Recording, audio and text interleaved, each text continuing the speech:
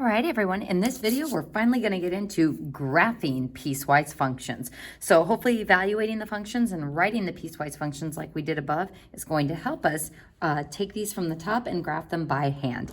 Now, some students have an easier time not doing the tables for these. I have just found this to be the best procedure-oriented process for graphing piecewise functions, but there are certainly other ways you can go about doing this. So my advice is to start with the bound line and the values. So bound line and values. And in my tables, I am going to include 3 exact points.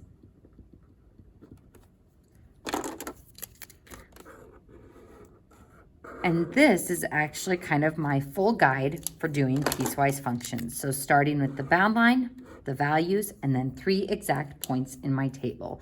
So folks, we're going to go ahead and start with our bound line for this one. And how we determine where our bound line is going to be is based on our bound statements, which are these.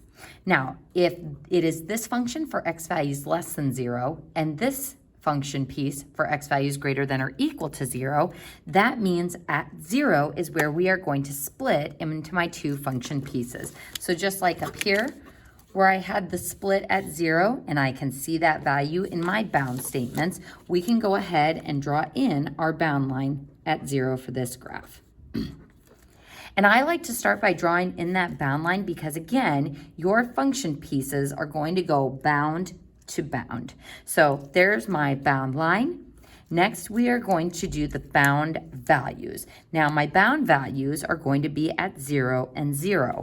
And these show us where we are going to have a closed dot and an open dot, or possibly 2 open dots, but never 2 closed dots because otherwise it wouldn't be a function. So before we use our bound values, we're going to go ahead and make 2 tables of values, 1 for each function piece. So my first table will be for f of x equals negative 2x plus 1.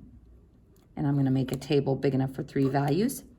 And my next function piece, f of x equals 2/3 x minus 3. That is going to get a table of values as well. Now, unlike on the first part of this chapter where we just kind of plugged in whatever we wanted for x and y, here I am limited on the x values that I can plug in. Now, what's tricky about this is for that first function piece, I want to choose x values that are less than 0, but I want to start with 0 to show that that's where it stops being that function piece. So even though we are restricted to x values less than 0, we still have to start with 0. We just are going to denote that value with an open dot to show my function isn't defined there. So just like in this example, we didn't abruptly start our line in the middle here. We have to start with our open dot to show that's where it stops. So even though it's not defined there, we still need that bound value of 0 as our stopping point or open dot. So we start with our bound value in both tables. So this one starts at 0, and my second function piece is going to start at 0 as well. Now, because this is x values greater than or equal to 0, this is going to be a closed dot or, just a regular dot. Sometimes I just like to do that for the first point just to make sure that I don't have 2 closed dots. Next, I am going to choose 2 other points for my table based on the bound statements. So x values less than 0 is what we need to pick for our first function piece. So x values less than 0 would be things like -1, -2. Keep it small, keep it simple. For my other table, we want x values that are greater than or equal to 0, things like 1 and 2. So to me, this is the toughest part about the piecewise function is the steps we just did. Drawing in the bound line at those values, using the bound values in both tables for both pieces, and then choosing inputs based on the bound statements. Now, we're just going to plug those x values into this function piece, those x values into that function piece, and then we'll talk about how we do the graphing. So plugging in 0, -2 times 0 is 0, plus 1 is 1. -2 times -1 is 2. Plus 1 is 3, and then -2 times -2 is 4, plus 1 is 5. So 0, 1 will be in open dot, And please make those nice and big on your homework packets so I can obviously tell that they are an open dot. Then we'll have negative 1, 3, regular dot, and negative 2, 1, 2, 3, 4, 5. Now, unlike a normal linear equation where I swoosh a line through and put arrows on both ends, this is only going to have arrows on one end because this function piece starts at the bound line and extends outwards in the x less than 0 direction. Congratulations, that's your first function piece. Moving on to our next function piece, plugging in 0, 2/3 of 0 is 0, minus 3 is negative 3. Now, 2/3 of 1, I look at that and I go, okay, 2/3, and then I subtract 3. Folks, don't forget, we're making these tables, and though I am restricted to choose inputs that are greater than or equal to 0, I can still pick things that are a little bit easier to take 2/3 of. So instead of 1 and 2, how about we plug in 3, because 2/3 of 3 is 2, minus 3 is negative 1, and 2/3 of 6 would be 4 minus 3 is 1.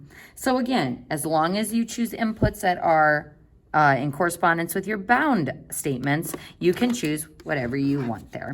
So plotting these points, 0, negative 3, 1, 2, 3. And again, it's a closed dot or a regular dot.